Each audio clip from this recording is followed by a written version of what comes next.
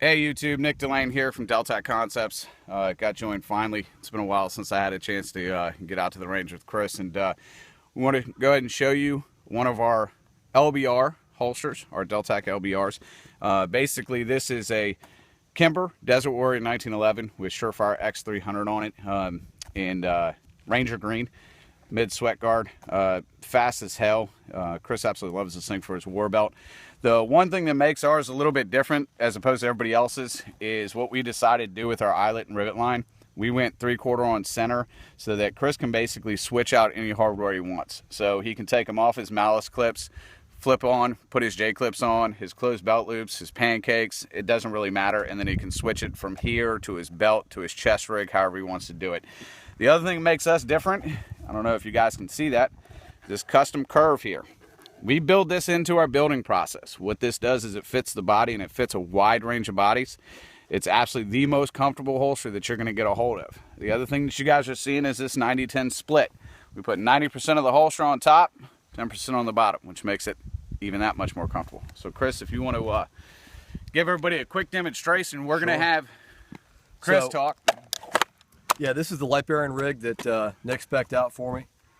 We went through a couple different modifications of this thing, and that's the great thing about working with a custom company like Deltac, is that, you know, we did probably 2 other holsters ahead of time. Yeah, easily. And made little tweaks to it, you know, changed up different stuff that I wanted to see in the holster, and the result is what you see here. I've run this holster in competition, fantastic. Actually took the fastest off the handgun lane in that particular competition between me and my spotter. The overall shape and fit of the holster is great, and he's got it spaced out to where it fits perfectly on molly webbing. You don't find that with a lot of Kydex holsters. They spec where the holes go just to fit on a basic belt. They don't take into consideration that there's very specific spacing on a molly web, and that when you curve that molly web around your body, the width of it changes size. So Nick takes all that into account when he's building one of these molly compatible holsters for somebody in the military or law enforcement community, or just someone that wants to use molly gear because it's more effective for what they're doing. I run this 99% of the time with malice clips on it. I've been very happy with it, very secure. The attachment system he's given me here, just the basic screw posts, blue Loctite. Never had anything rattle loose on it, which is great. I've seen other holsters kind of fall apart, come off your belt when you kind of expect them to be there. So I've been very, very happy with it. And with the true curve of the holster and the 90-10 split, it's fantastic because this thing sits real close to the body. Even with the battle belt on, I don't have any bulk on my side or anything like that. It feels very comfortable and very natural.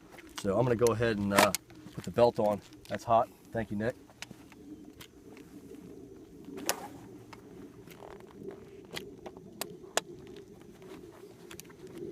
And one thing, guys, what you'll be able to see is that you can see how it comes off the body a little bit, so Chris doesn't have to make any abnormal motions getting to his weapon. The grip of that weapon is right there. He can go straight down to it. It reduces the amount of movements that he has to make to actually get into a firefight if need be.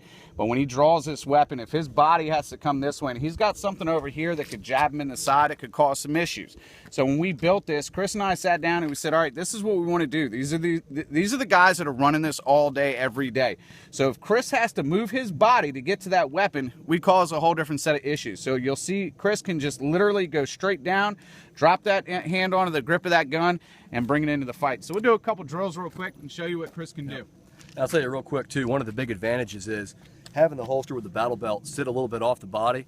I know for concealed carry, you know, people don't really want the holster set up that way. They want it closer to the body. When I'm wearing a plate carrier, body armor, it's very bulky. I try to keep the side clear, but just the width of the armor does tend to get in the way. So this is great. It keeps it clear, and even with the plate carrier on, I can draw this gun just fine. But then if I take it off there, put belt clips on it, put it on my belt, it sucks it right up against my body, and I can conceal this under a jacket just as easily, even with a full-size 1911 and the light on it. Great holster.